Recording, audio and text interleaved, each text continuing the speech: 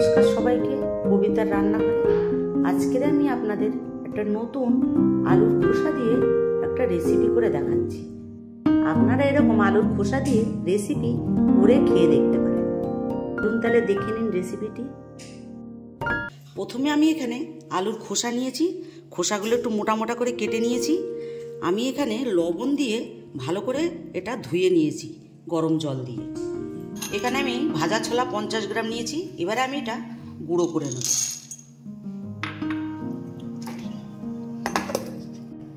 এরপর আমি এখানে বেসন রেখেছিলাম 150 গ্রাম, ওটা আমি এর ভেতরে দিয়ে দিচ্ছি।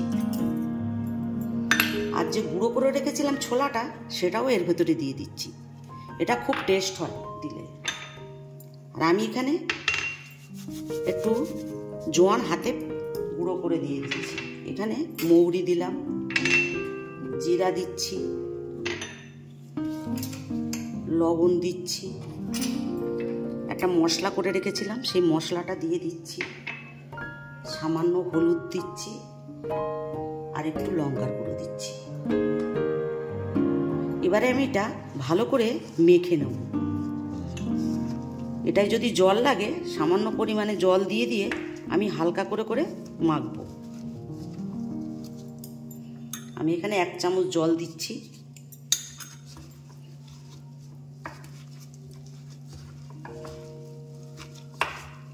এখানে আর একটু জল দিতে হবে।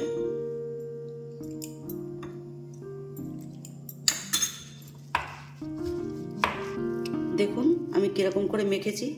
আপনারাও ঠিক এরকমভাবে মাখবেন যাতে আলুর গায়ে মশলাটা লেগে থাকে। এখানে আমি একটু বেকিং সোডা দিয়ে দিচ্ছি, খাবার সোডা দিয়ে আর একটু মিশিয়ে নেব।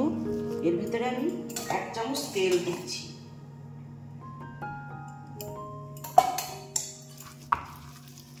তেলটাকে ভালো করে মিশিয়ে এটা আমি 2 মিনিটের মতন চাপা দিয়ে রেখে দেবো।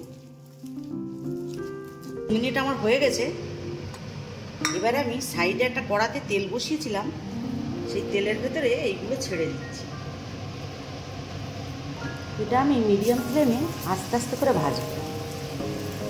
আলুর খোসা ভাজা আপনারা দুপুরবেলা ডালের সাথেও খেতে পারবেন, সন্ধ্যেবেলা মুড়ির সাথেও খেতে পারবেন। এটা আমার একটু ভাজা হয়েছে, আমি আর একটু কড়া করে ভাজবো। এগুলো আমার ভাজা হয়ে গেছে। দেখুন কি সুন্দর হয়েছে ভাজা।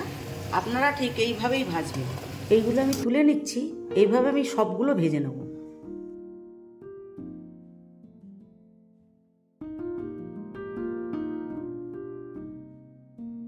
সবগুলি আমার ভাজা হয়ে গেছে।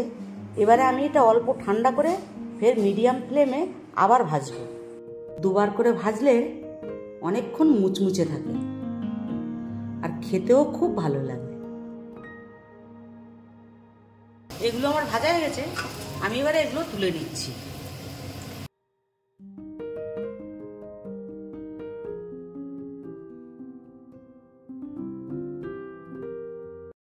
আপনারা এরকম আলুর খোসা ভাজা করে খেয়ে দেখবেন।